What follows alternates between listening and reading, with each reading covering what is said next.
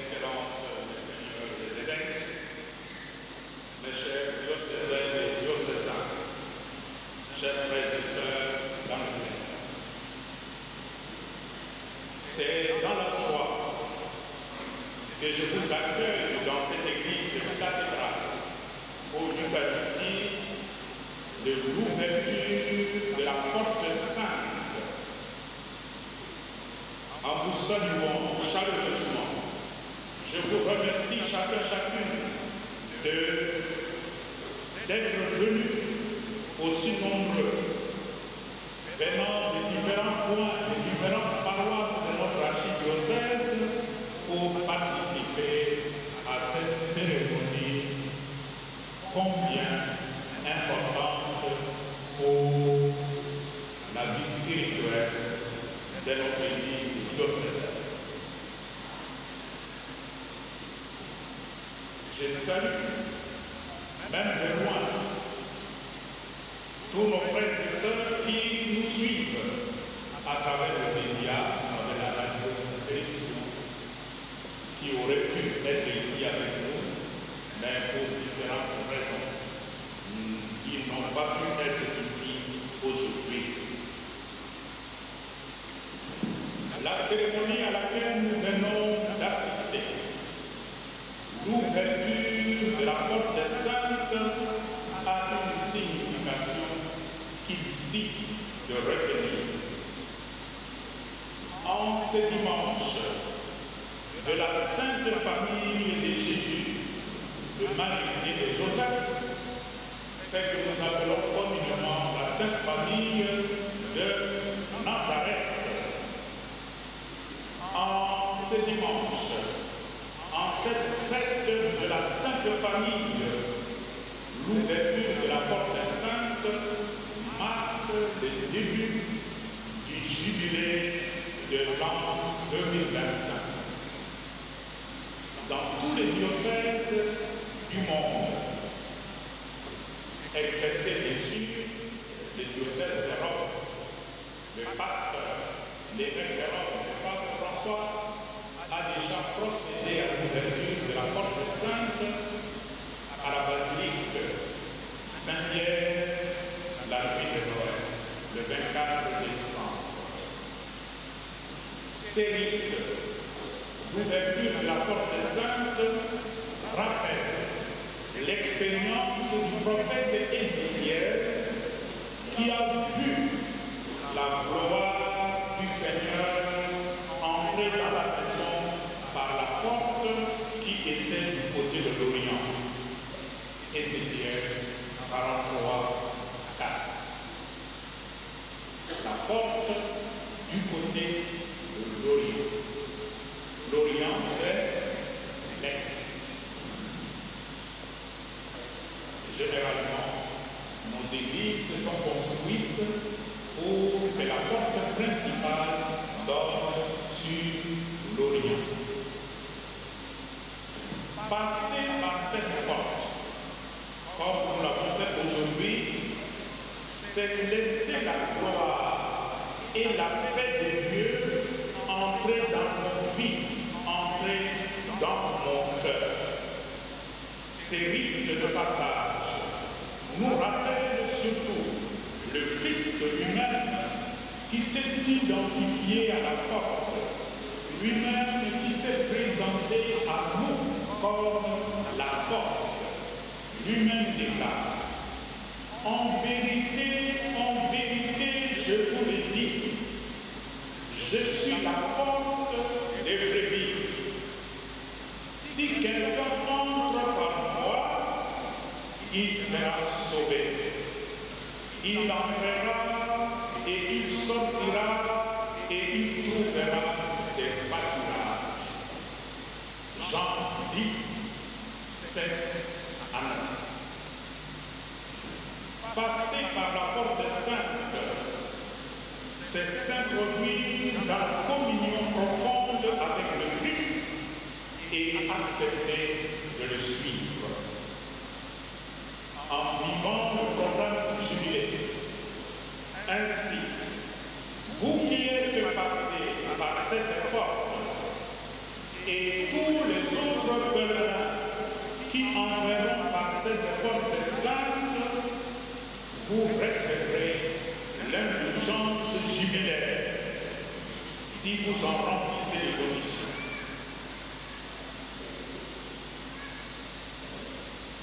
J'invite donc tous les fidèles de notre archidiocèse, parce que dans chaque diocèse, on n'ouvre qu'une seule porte sainte. On ne peut pas dire, pour vous tellement loin, on va ouvrir une porte sainte là-bas pour les fidèles qui sont à la porte. Non. Dans un diocèse, on ouvre une seule porte sainte. Et durant toute l'année sainte, l'année du jubilé, chaque fidèle est invité à passer au moins une fois par cette porte sainte. Nous l'avons fait aujourd'hui, mais nous avons toute l'année. Ceux et celles qui n'étaient pas avec nous aujourd'hui auront encore l'occasion de passer. Il restera toujours fermé. Quand on n'a pas l'occasion de faire passer le pèlerin, seulement le pèlerin pourront passer par cette porte. Puisque nous sommes dans l'année du jubilé, cette porte restera fermée. Et on entrera dans l'église en utilisant les autres portes. Même là-dedans, il y a 3 portes. Vous entrerez par les 2 autres portes à côté. Mais la porte centrale restera toujours fermée durant toute l'année sainte, sauf s'il s'agit de faire entrer le pèlerin. Le recteur de la cathédrale donnera des indications claires sur le moment propice pour passer à travers la porte sainte.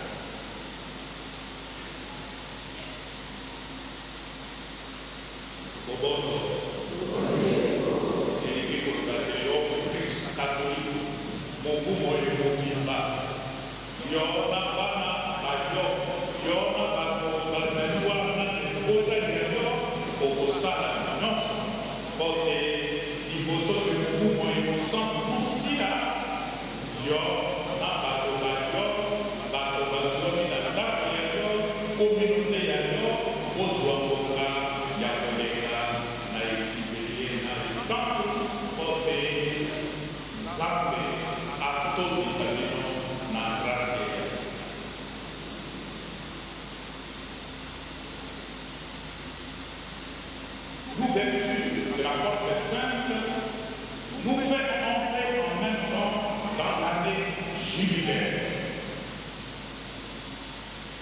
Mais que signifie les jubilés? On nous a déjà rappelé ça plusieurs fois. Le mot jubilé vient d'un mot hébreu, Jomer, qui signifie tout simplement corne de bœuf, corne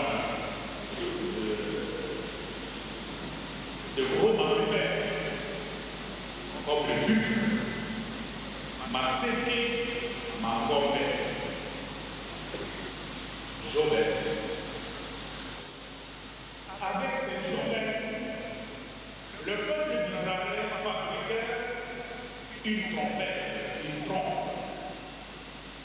On appelait le chauffard. Et ça permettait au peuple de sonner. Et quand on entendait cette musique, cela signifiait convocation. Le Seigneur qui convoque son peuple. Quand on entendait cet instrument sonner, on ne sonnait pas tous les samedis pendant le fête, comme nous sommes fait à Kinshasa. Cet instrument était utilisé pour la circonstance spécifique de convoquer le peuple au nom de Dieu. Et c'est avec cet instrument qu'on convoquait le peuple pour entrer dans l'année sainte. Et nous savons à partir du livre livre de Lévitique, Lévitique 25, à partir du verset 6, qu'en Israël, chaque 50 ans,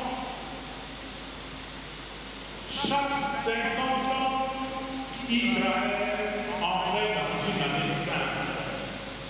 Et on annonçait au début de cette année-là l'ouverture de l'année sainte, qui était une année extrêmement importante pour le peuple d'Israël. Durant l'année sainte,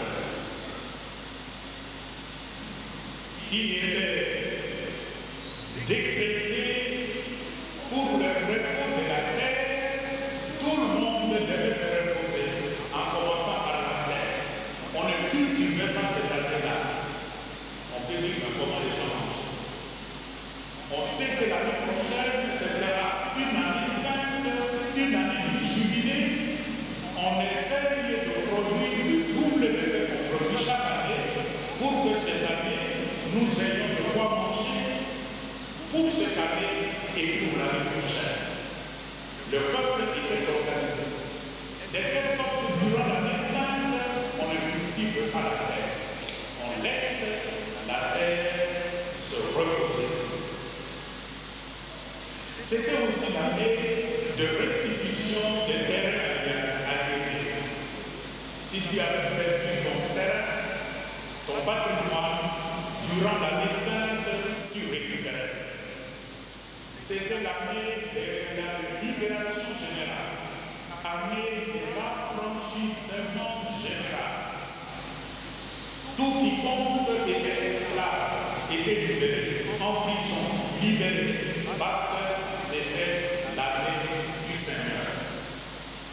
Mais c'était aussi l'année de la rémission des dettes. Tu as des dettes vis-à-vis de quelqu'un, arrive l'année sainte, tes péchés sont pardonnés, tu n'as plus de dettes.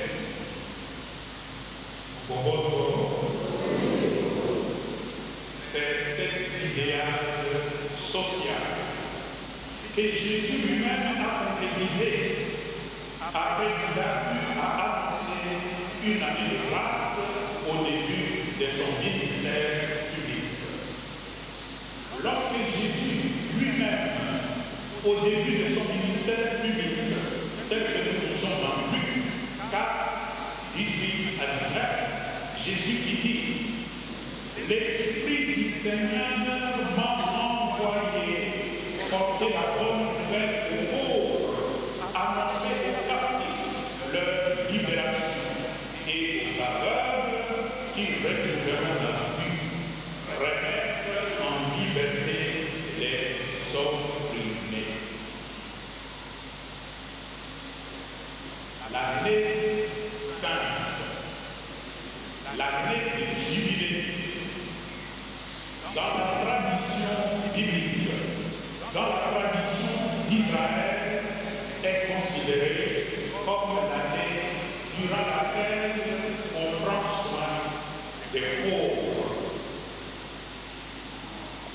On affranchit le prisonnier, on soutient d'autres personnes qui sont en difficulté. Et tout cela pour donner à tous ceux qui n'en veulent plus d'espérance, tous ceux qui désespéraient de nouveaux motifs d'espérer.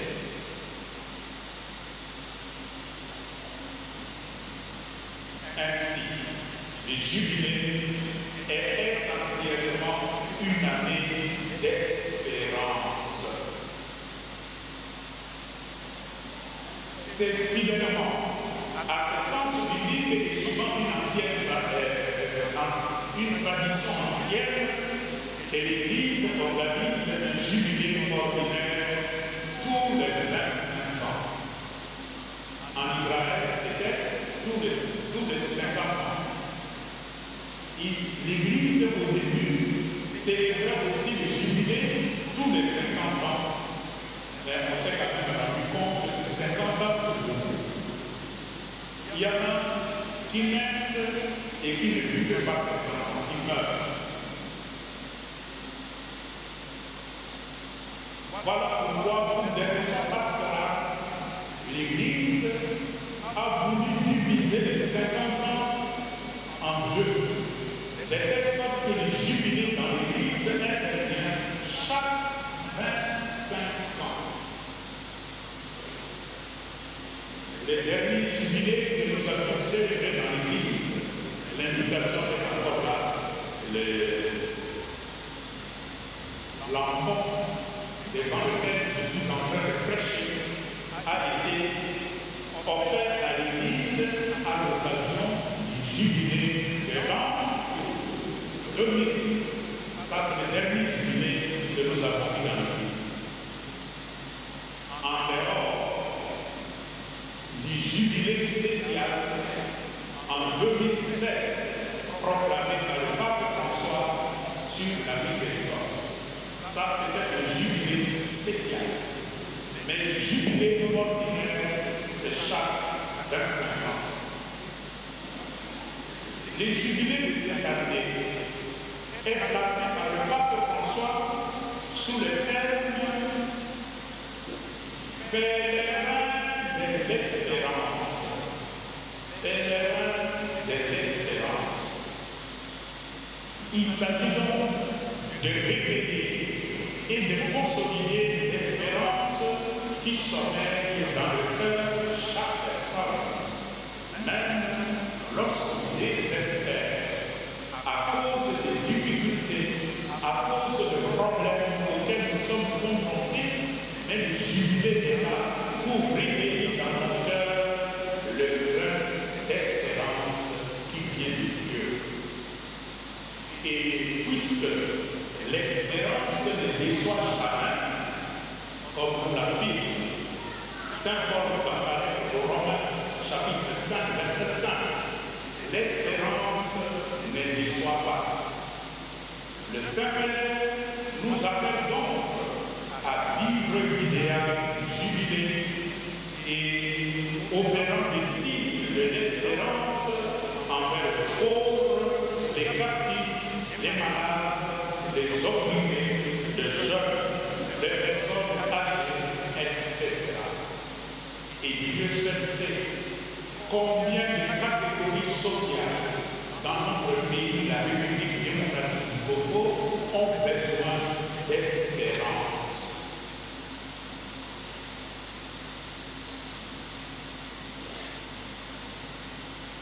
La parole de Dieu que nous venons d'entendre en ce dimanche de la Sainte Famille nous partage justement l'espérance qu'il y avait notamment en Israël. En écoutant surtout la première lecture et la deuxième lecture de l'Évangile, on se rend compte que Israël, le peuple d'Israël, a beaucoup souffert. C'était un peuple d'espérance. Et l'exemple nous est donné aujourd'hui par deux familles. Dans la première lecture, tirée du livre des Samuel, nous avons entendu le récit d'Anne, une femme stérile qui n'avait pas d'enfant. Et comme nous le savons, dans la société traditionnelle, une femme qui n'avait pas d'enfant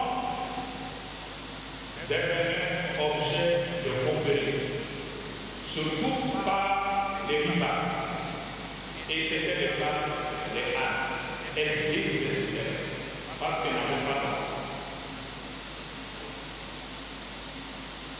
Mais dans sa détresse, elle se tourne vers le Seigneur. Elle va au sanctuaire de Silo où exerçait le prophète Élie. Il rencontre le prophète Élie et elle fait part au Seigneur de sa détresse, sa souffrance intérieure. Elle demande au Seigneur de lui donner un enfant. Le récit d'aujourd'hui nous dit, le Seigneur a exaucé sa prière. Le Seigneur a écouté la prière d'Anne. Et le Seigneur lui a donné un garçon, à qui on donnera le nom de Samuel. Et c'est ce Samuel qui deviendra le grand prophète Samuel, le fruit de la détresse d'une femme. Mais Anne ne se contente pas seulement d'accueillir cet enfant, puisqu'elle avait promis au Seigneur, si tu me donnes un enfant, je consacrerai cet enfant à ton service. Voilà qu'aujourd'hui, elle retourne vers le Seigneur, vers le prophète Élie. Et c'est elle-même qui dit au prophète Élie, qui ne se souvenait plus de cette femme désespérée qui était venue vers lui il y a quelques mois passés. Et c'est Anne qui dit, je suis cette femme qui se tenait ici, près de toi, pour prier le Seigneur. C'est moi.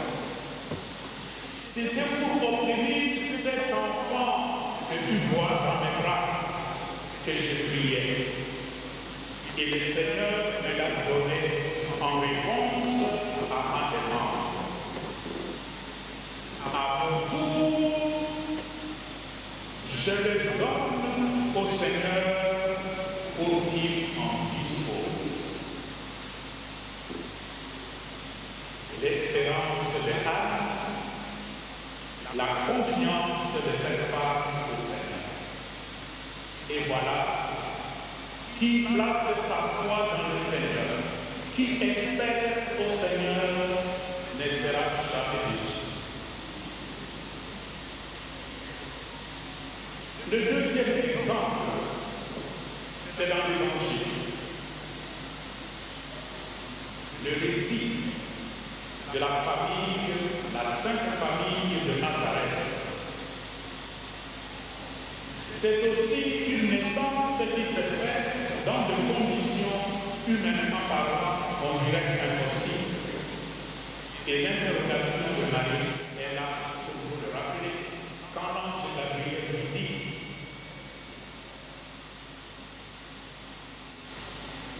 tu enfanteras un fils, à qui tu donneras le nom de Jésus. Marie, qui se connaissait, qui se savait, elle-même se pose la question, mais comment cela va se faire? Parce que moi je ne connais pas. Comment cela va se faire? Du point de vue humain, c'était déjà une grossesse impossible. Impossible. Mais malgré ça, Marie fait confiance à la parole de l'ange Gabriel. Elle dit, moi, je ne vois pas comment cela peut être possible. Mais si c'est la volonté de Dieu, et cela se passe, cela va. L'espérance en Dieu, malgré les difficultés, les problèmes du moment. Et nous connaissons la suite. Marie a mis au monde un fils qui est devenu le Seigneur des Seigneurs, Jésus.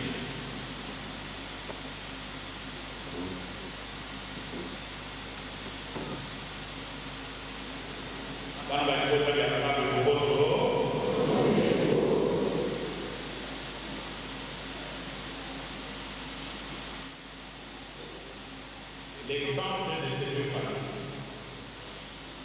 la famille du jeune Samuel avec sa maman Anne, la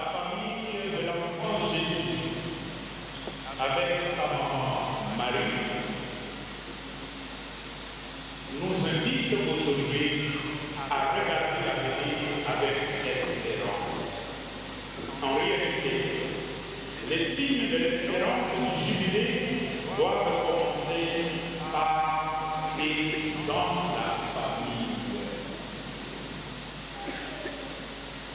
Or, il existe aujourd'hui par le monde plusieurs idéologies qui veulent détruire non seulement la famille comme institution, mais également le mariage et la transmission de la vie. La nouvelle idéologie en Occident s'attaque essentiellement à ces moyens de l'humanité qu'est la famille, qu'est le mariage et tout le problème de la transmission de la vie. Nous assistons par conséquent à la perte de la valeur de la famille, de l'amour qui fonde le mariage et du désir de transmettre la vie. Dans le contexte de l'Occident, l'appel du pape François à soutenir une alliance sociale pour l'espérance concerne en particulier la lutte contre la perte du désir d'engendrer de nouveaux enfants. Le grand problème de l'Occident aujourd'hui, c'est que l'Occident ne veut plus d'enfants. Comment est-ce que l'humanité va continuer à se développer si les enfants ne sont pas les bienvenus dans notre monde? On fait tout en Occident pour que dans chaque famille, on n'ait pas plus de 2 enfants, parfois même un seul. Si dans un couple, il n'y a qu'un enfant, il n'y a pas assez de personnes pour remplacer papa et maman demain. Et la conséquence, c'est quoi? Diminution de la population. Et qui dit diminution, si cette tendance continue, c'est la fin de la race humaine. Une idéologie extrêmement dangereuse. Et cette idéologie s'attaque non seulement à la transmission de la vie, on bloque la vie au monde des enfants, mais on s'attaque à la famille et au mariage. On nous invente aujourd'hui de nouvelles formes de famille, de mariage entre un homme et un homme, entre une femme et une femme. Quelle famille? Il y a des pays où on a légalisé l'adoption des enfants par des couples homosexuels. Si on veut le bien d'un enfant, l'enfant a besoin d'un père, a besoin d'une mère. Mais quel sera cet enfant qui va dormir dans une famille où un homme joue le rôle de la femme? Où allons-nous avec ce système? En Afrique, pardon, chez nous en Afrique, au Congo, cette alliance proposée par le pape François pour la promotion d'une maternité et d'une paternité doit être aussi une paternité-maternité responsable. Chez nous, nous aimons beaucoup les enfants. Beaucoup. Il y a des familles, vous allez surtout à l'intérieur, des familles avec 10 enfants. Mais le pape aussi vous dit, c'est bien que les enfants viennent au monde, mais il faut une paternité, une maternité responsable. Mettre au monde des enfants que vous êtes capable de prendre en charge. Autrement, nous mettons au monde des enfants et ces enfants vont finir demain dans la rue comme le Koulouna. Et devenu le Koulouna, il devient même une insécurité pour nous-mêmes. Nous commençons à avoir peur de nos propres enfants. C'est le monde à la fin. Dans la dynamique de cet engagement, un signe majeur de l'espérance et de la paix. Nous ne pouvons mettre en application tout ce que le pape nous recommande aujourd'hui, tout ce que nous avons entendu dans le texte sacré, que si nous vivons dans un environnement paisible.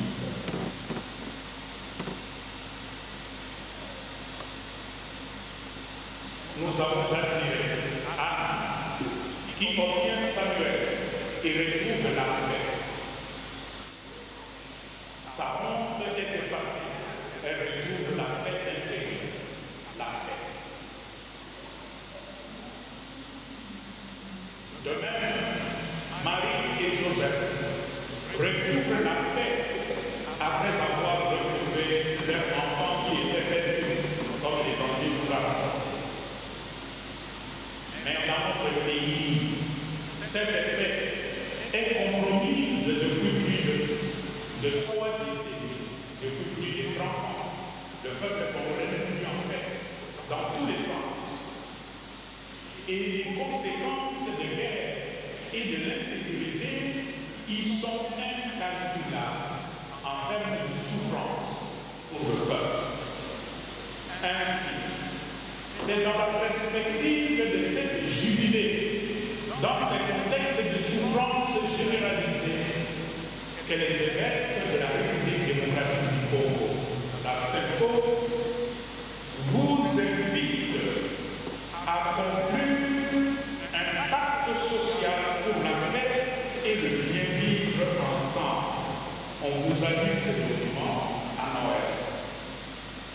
La grâce de cette année de jubilé peut aider à trouver des activités qui feront gagner le pari de l'énorme chantier de la paix que nous avons à construire d'abord dans nos cœurs, avec nos frères et sœurs et dans l'ensemble de notre sous-région de Grand Lac.